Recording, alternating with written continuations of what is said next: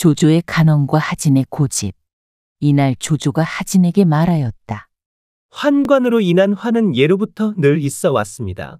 하지만 군주가 그들에게 과도한 권세와 총애를 부여해 지금의 지경에 이르게 한 것은 크게 잘못된 처사입니다. 만약 이들을 처벌하시려면 우두머리 원흉 몇몇만 제거하여 옥리에게 맡기면 되지 않겠습니까? 무엇 때문에 굳이 외부 병력을 불러들여 큰 소란을 일으키십니까? 모두 죽이려 든다면 일이 탈로 날 것이고 제 생각으로는 필시 실패하고 말 것입니다. 하진이 노하여 말했다. 조조 너도 혹시 사사로운 뜻을 품고 있는 게냐? 그러자 조조는 물러서며 한탄하였다. 결국 천하를 어지럽히게 될 자는 바로 하진이로다.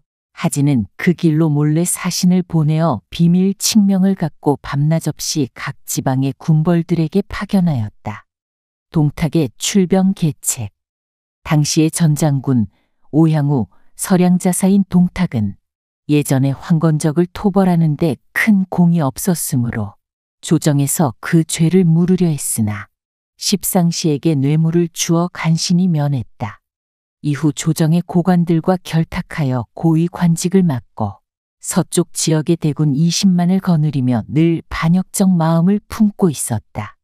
이 무렵 동탁이 하진의 비밀 칙명을 받자 크게 기뻐하며 군마를 정비하여 잇따라 출진했다. 사위인 중랑장 우보를 시켜 섬서를 지키게 하고 자신은 이각 곽사, 장제, 번조 등을 거느리고 낙양을 향해 진격하였다. 동탁의 사위이자 모사인 이유가 말했다. 지금 비록 칙명을 받들었다고 하나 불투명하고 애매한 부분이 많습니다. 사람이 되어 상주문을 올려 명분을 바르게 하고 말뜻을 순하게 만들어야 큰일을 도모할 수 있지 않겠습니까? 동탁은 크게 기뻐하여 즉시 상주문을 올렸다. 그 대략은 이러했다. 엎드려 들으니 천하가 이렇게 반란이 끊이지 않는 것은 황문상시 장양 등이 하늘에 떳떳한 도리를 능멸했기 때문입니다. 제가 듣건대 끓는 물을 식히려면 장작을 치워야 하고 종기가 곪으면 비록 아프더라도 독을 기르는 것보다 낫습니다. 감히 종과 북을 울리며 낙양에 들어가 장양 등을 제거하고자 하오니 사직을 위함이요 천하의 다행일 것입니다. 하진은 이 상주문을 받고 조정의 대신들에게 보였다. 그러자 시여사 정태가 간언하였다. 동탁은 승냥이 같은 인물이니 그를 경성으로 끌어들이면 반드시 사람을 해칠 것입니다. 하진이 말하였다. 그대는 의심만 많구나. 이런 대사를 함께 논할 수 없소.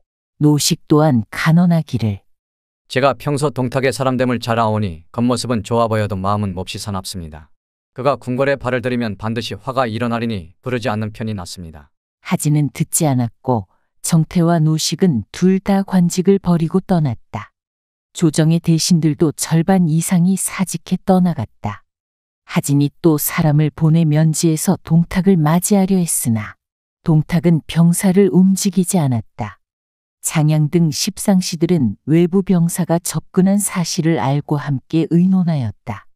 이것은 하진의 계략이다. 우리가 먼저 손쓰지 않으면 전부 멸문될 것이오.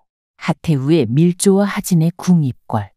그들은 먼저 장락궁 가덕문 안쪽에 칼과 도끼로 무장한 병사 50명을 매복시켰다. 그리고 하태후에게 들어가 말하였다. 지금 대장군 하진 이 거짓 조서를 발동해 외부 병력을 서울로 불러 저희를 멸문하려 합니다. 바라옵건대 태후께서 굽어보시어 저희를 구원해 주십시오. 하태후가 말하였다. 너희는 대장군부에 가서 죄를 빌어라. 장양이 아뢰었다. 만약 대장군부로 가면 뼈와 살이 갈려 가루가 될 것입니다. 바라건대 태후께서 대장군을 궁 안으로 불러들여 중지하도록 타이르소서. 듣지 않는다면 저희가 여기서 죽음을 청하겠습니다. 이에 태후는 칙명을 내려 하진을 부르도록 했다. 하진이 칙명을 받자 곧 들어가려 했다. 그런데 주부 진림이 간언하였다. 이번 칙명은 십상시들이 낸 꾀이니 절대 가시면 안 됩니다. 가면 반드시 화를 당합니다. 하진이 말하였다. 태후께서 부르시는데 무슨 화가 있을 수 있겠느냐? 원소가 말했다. 우리의 계책이 이미 누설되었고 만천하에 드러났는데 장군께서 아직 궁으로 들어가시겠습니까? 조조가 말했다. 먼저 십상시를 불러내어 처치하시고 그 뒤 들어가십시오. 하진이 웃으며 말했다. 이는 어린아이 같은 생각이오. 내가 천하의 권세를 쥐고 있는데 십상시가 감히 무엇을 하겠소? 원소가 말했다. 공께서 꼭 가시겠다면 우리들이 갑옷을 입은 병사들을 거느려 호위하며 만약에 대비하겠습니다. 그리하여 원소와 조조는 각각 정예병 500을 선발하고 원소의 아우인 원술에게 맡겼다. 원술은 전신에 갑옷을 걸치고 병사들을 이끌어 청쇠문 바깥에 늘어섰으며 원소와 조조는 칼을 차고 하진을 모시어 장락궁 앞으로 갔다. 황문이 어명을 전하기를 태후께서 오직 대장군만 부르셨으니 나머지 인원은 들어갈 수 없다. 하여 원소와 조조 등은 모두 궁문 밖에서 저지되었고 하진은 의기양양하게 홀로 들어갔다. 하진이 가덕전문에 이르니 장양과 단규가 나와 그를 맞이하되 좌우에서 에워싸자 하진은 크게 놀랐다. 장양이 거친 목소리로 하진을 꾸짖었다. 동태우는 무슨 죄가 있어 공연히 도구로 죽였단 말이냐. 국모의 장례 때 너는 병을 핑계로 나오지도 않았고 본디 도살과 술장사를 하던 천한 신분인데 우리가 천자께 너를 천거해 지금의 영달을 누리게 해주었으니 마땅히 보답해야 할 터인데 도리어 우리를 해치려 하니 내가 말하기를 우리들이 더럽다 하였는데 그렇다면 깨끗하다는 자는 누구란 말이냐.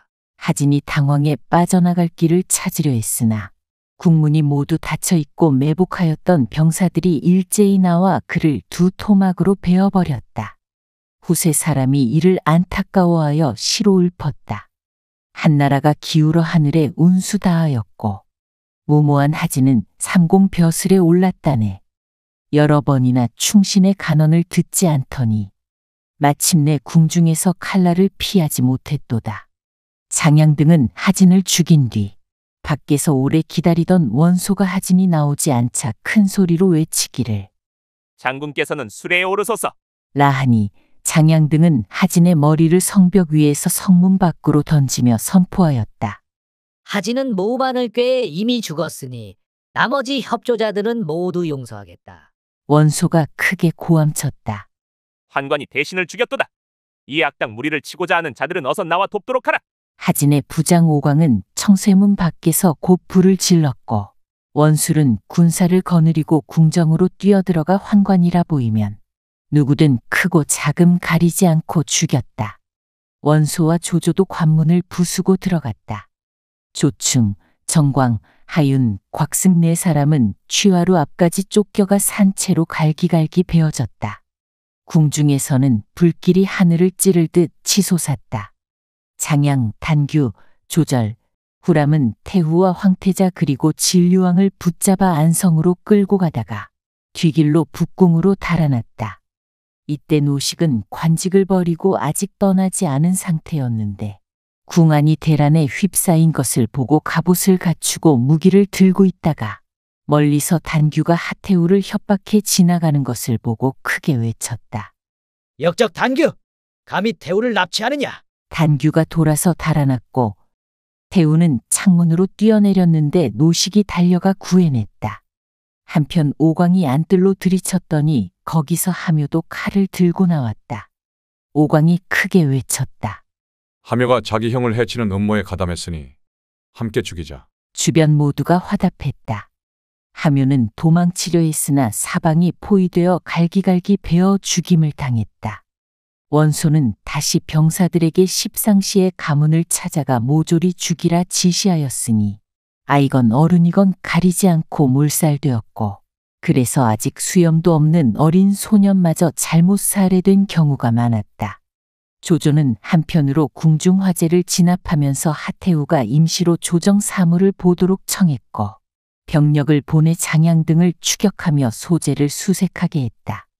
그 사이 장양과 단규는 소재와 진류왕을 끌고 밤중에 연기와 불길을 뚫으며 북망산으로 달아났다. 밤 이경쯤 되었을 때 뒤쪽에서 함성이 크게 울리며 병마가 추격해왔는데 맨 앞에 나선 이는 하남 중부연인 민공이었다. 그가 크게 외쳤다. 역적들아, 달아나지 말라! 장양은 궁지에 몰리자 스스로 물가에 뛰어들어 자결했다. 소재와 진류왕은 사정을 모른 채 큰 소리를 낼 엄두도 못 내고 물가에 잡초 속에 엎드려 있었다. 병사들은 사방으로 흩어져 황제를 찾았으나 위치를 알 수 없었다. 소재와 진류왕은 그러고서 사경까지 숨어 있었고 이슬이 내리고 굶주림도 심해 서로 부둥켜 안고 울었으나 또 사람이 알까 두려워 소리내어 울지도 못했다. 진류왕이 말했다. 이곳에 오래 있을 수 없습니다. 다른 길을 찾아 살아남아야 합니다. 두 사람은 옷을 서로 묶어서 물가 두구로 기어올랐다. 사방은 가시덤불이 어둠 속에 우거져 길이 보이지 않았다. 어찌할 바를 모르고 있는데 갑자기 수많은 반딧불이 몰려들어 밝게 비추고 황제 앞에서 맴돌았다. 진류왕이 외쳤다.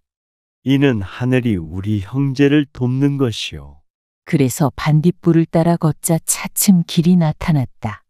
동이 틀 때쯤 발이 아파 더 걷기 어려웠고 언덕가에서 풀더미 하나를 발견해 그 옆에 쓰러지듯 누웠다. 풀더미 앞에는 작은 농가가 있었다. 그 농가 주인은 그날 밤에 붉은 해 2개가 집 뒤로 떨어지는 꿈을 꾸고 놀라 깨어나 옷을 걸치고 밖에 나와 사방을 둘러보았다. 집 뒤 풀더미 위로 붉은 빛이 치솟는 것을 보고 급히 달려가 보니 두 젊은이가 거기 누워 있었다. 농가 주인이 물었다. 젊은이 두 분은 어느 집 자제들인가? 황제는 대답할 엄두를 못 냈고 진류왕이 황제를 가리키며 말했다. 이분이 지금의 황제이시다. 십상시에 난을 피하여 여기까지 오셨다. 나는 황제의 아우 진류왕이다. 이에 농가 주인은 크게 놀라 2번 절하며 말하였다. 신은 전조의 사도 최열의 아우 최이입니다. 십상시들이 벼슬을 사고팔고 어진 일을 질투하여 이에 환멸을 느껴 여기에 숨어 있습니다. 곧 2분을 부축해 집안에 모시고 무릎을 꿇어 술과 음식을 바쳤다. 한편 민공은 추격 도중 단규를 붙잡아 천자는 어디 있느냐? 묻자 단규가 중간에 헤어져 어디 있는지 모른다. 라고 답하니 민공은 단규를 죽여 그 머리를 말 한 장에 매달았다. 그러고 병력을 나누어 사방으로 수색해 하고 자신은 말 한 필만 타고 길을 찾았다. 그러다 우연히 최이의 농가에 당도하여 그에게 달아놓은 단규의 머리를 보여주었다. 최이가 자세한 사정을 묻자 민공이 전말을 말하고 최이는 민공을 데리고 황제를 배하라니 임금과 신하가 서로 만나 통곡하였다. 민공이 아뢰었다. 나라가 하루도 임금 없이 있을 수는 없사오니 폐하께서는 속히 도성으로 돌아가시옵소서. 마침 최이의 농가에는 깡마른 말 한 필밖에 없었으나 그것을 황제께 내어 태웠고 민공은 진류왕과 함께 한 말에 올랐다. 그리하여 농가를 떠난 지 3리쯤 못 가서 사도 왕윤, 태위 양표, 좌군교의 순우경, 우군교의 조몽, 후군교의 포신, 중군교의 원소 등 수백 인마가 황제를 맞이하였다. 임금과 신하가 서로 부둥켜 안고 울었다. 우선 사람을 보내 단규의 머리를 서울로 전하여 포고하고 황제와 진류왕은 좋은 말로 갈아타고 여러 신하에게 둘러싸여 도성으로 돌아갔다. 이보다 앞서 낙양에서는 아이들 사이에 이런 노래가 있었다고 한다. 황제가 황제가 아니고 왕이 왕이 아니니 천승만기가 북망산으로 달아난다. 지금에 이르러 과연 이 참언이 들어맞았다. 황제의 수레가 채 몇 리도 못 갔을 때 어느 갈래의 군마가 깃발로 해를 가리고 먼지를 하늘까지 뒤덮으며 몰려왔다. 백관은 모두 낯빛이 잿빛이 되었고 황제도 놀라 떨었다. 원소가 말을 달려가 어떤 물이냐? 하고 묻자 화려한 깃발 뒤에서 한 장수가 날듯이 나와 크게 외쳤다. 천자는 어디 계시냐? 황제는 공포로 말문이 막혔고 진류왕이 앞으로 나가 말하였다. 그대는 어가를 보호하려 온 것이냐, 빼앗으러 온 것이냐. 그러자 상대가 대답했다. 나는 소량자사 동탁이다. 특별히 어가를 보호하러 왔다. 진류왕이 말하였다. 보호하러 왔다면 천자가 여기 계시니 어찌 말해서 내리지 않느냐? 동탁이 깜짝 놀라 황급히 말해서 내려 길가에 꿇어절하였다.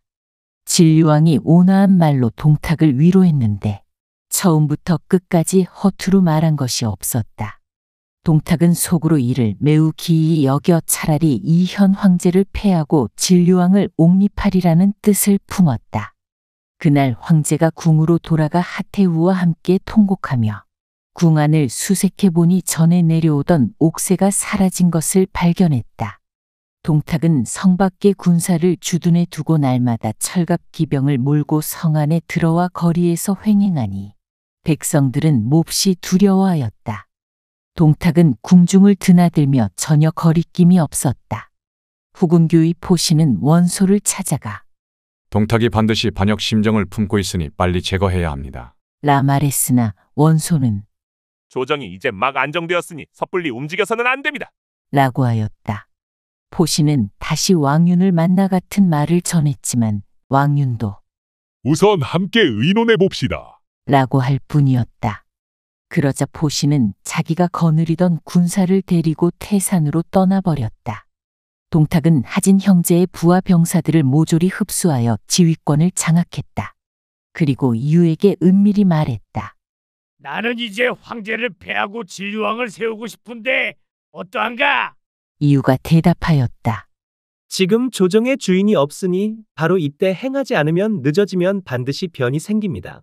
내일 온명원에서 백관을 모아 패립을 선언하시고 거역하는 자는 죽이십시오. 오늘 바로 위세를 떨칠 기회입니다. 동탁은 크게 기뻐했다. 다음 날 아침 동탁은 성 안의 온명원에서 크게 연회를 베풀고 공경들을 모두 초대했다.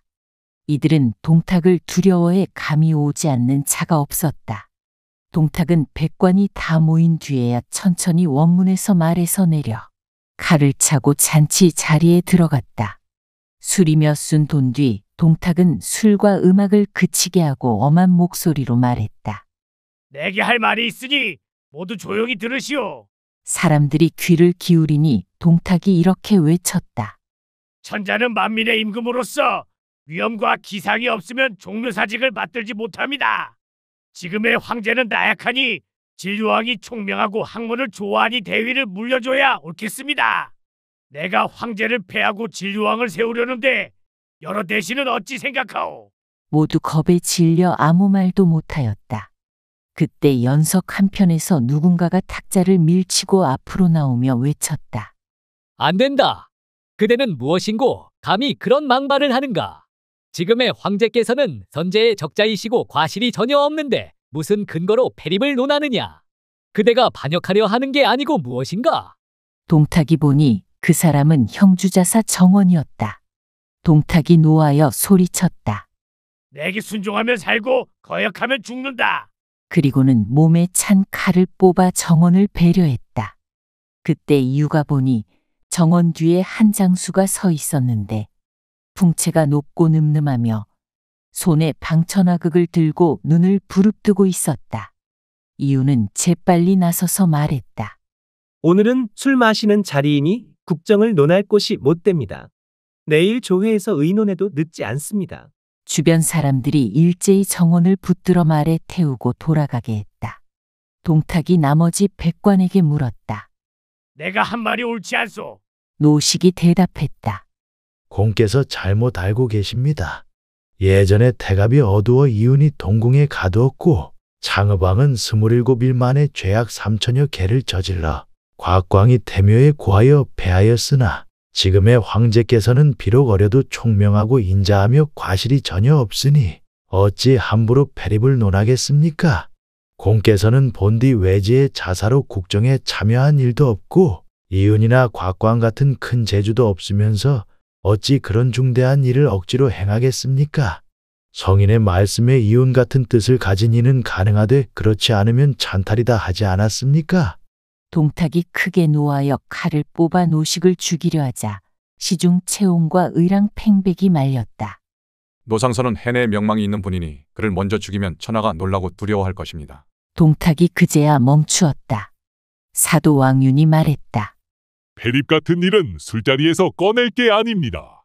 다른 날 의논하도록 하시지요. 이에 백관들이 모두 흩어졌다.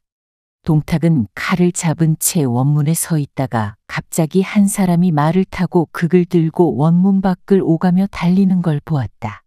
동탁이 이유에게 묻자 이유가 말하기를 저 사람은 정원의 의아인 여포입니다. 무척 용맹하니 주공께서는 피하시는 것이 좋겠습니다.